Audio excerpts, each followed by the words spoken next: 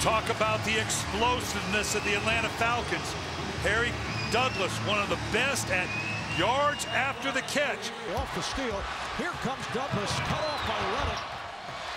Falcons wide receiver Harry Douglas and Knicks guard Tony Douglas share a unique bond. Not only are they brothers, Harry is the elder by 18 months, they are also best friends, to the point that with Tony in New York, they still talk almost every day. And once you get to spend a little bit of time around the Douglas family, you quickly realize that family is what they are all about.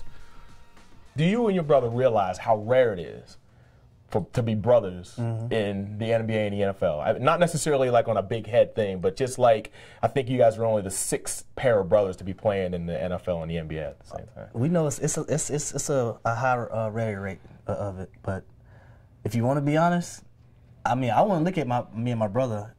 Those two people you interviewed earlier, my mom and dad, we owed all of them. Yeah. I mean, if they wouldn't have brought us up the right way and I wasn't always in our corner for everything, you never know which way it may have turned or which route we may have went. They had a lot of influence on me, good influence, and my parents, you know, we never lacked anything we needed.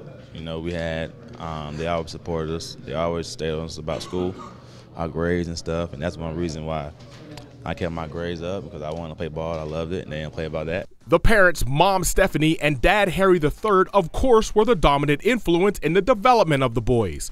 While they were both involved in the school, Mrs. Douglas would take the primary role, while Mr. Douglas kept the boys busy in athletics. But you may be surprised which sport the boys were most proficient in growing up. Harry and Tony right now could be playing professional baseball. There's no question about it. They dominated Little League when they were coming up. And it all started right here. Yeah. JAAA, Giants. I was 5, my brother was 4, so he actually started at 4 years old. So I think I was 4 and he was 3. 3? I don't even think on a 5-year-old team? Yeah, I don't even think we were supposed to be playing at that age. But so both of you guys were playing up. He's playing up 2 years and you're playing up 1 year. Wow. Yeah, I remember those days. We always talking about them. And my brother last night actually was doing that. Talking about, I was like, dang, I wonder where I'd be if I stuck with baseball. But, you know, it's too hot. I don't like the sun.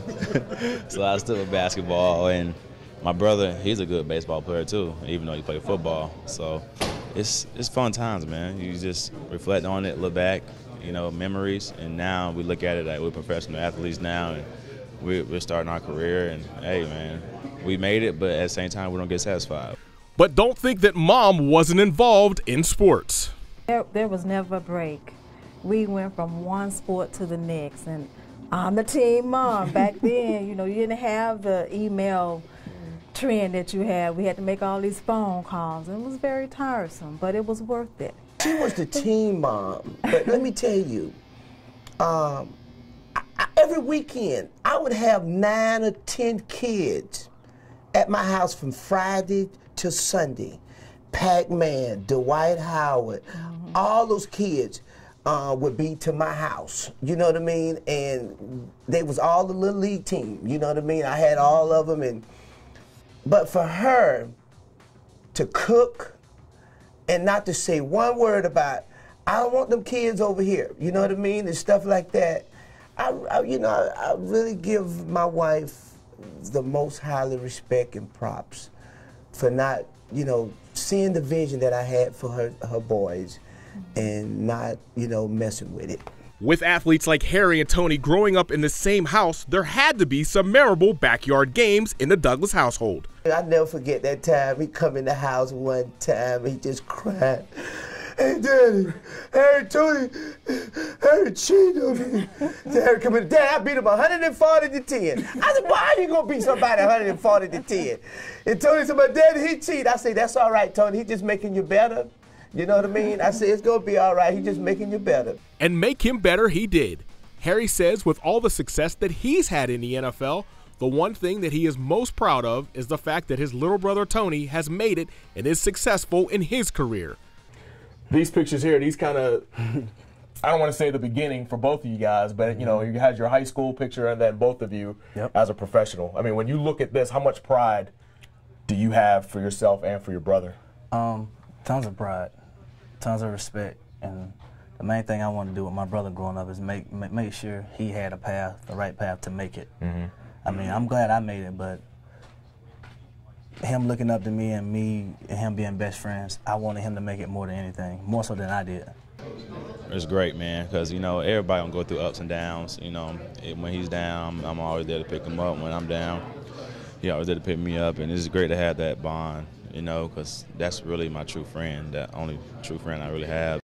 The Douglas brothers are humble young men that run a foundation for kids in their hometown of Jonesboro, Georgia, just outside of Atlanta. It's my duty that I have to do it because you don't have many people that do it. And the fact that I grew up, I was walking around just like the same as a lot of kids now in the county. So I think it's my duty to give back and come back and spend time with kids. With all the success that their sons have had on and off the field, what are some of the parents' proudest moments? When the Atlanta Falcons drafted my son, knowing that he had been to their games on the Georgia Dome field as a little boy, had dreams and visions of one day wishing that he would play on that field, and to see that come true, it was a proud moment. I can't lie. As a matter of fact, I cried. And the moment came when he had that kickoff against Carolina, and he had his touchdown. And I could see him when he was on that field. We was a little boy. I was throwing that football to him. He was a little boy, and he was running down that field. And all that stuff came back to me when he, on that kickoff, that punt return, and he broke. He got a $7,500 fine because he pointed his finger. But yeah, that was what my proudest moment, to see him come back home and play for his hometown team. You can't beat it. Yeah. You can't beat it. You can't beat it. Thank God. When they graduated from high school and college, because our young people today, they are attacked with so many distractions. And being an athlete in college, you really have to be focused because you have the same expectations. You just play an extracurricular activity that requires a lot of time and effort. And with them both graduating from college, it was like, wow, this is fantastic. Although they play professional ball, that's not going to last always. They have a career, they have a degree that they can participate in the community and be a professional and raise their families and, you know, do what they need to do.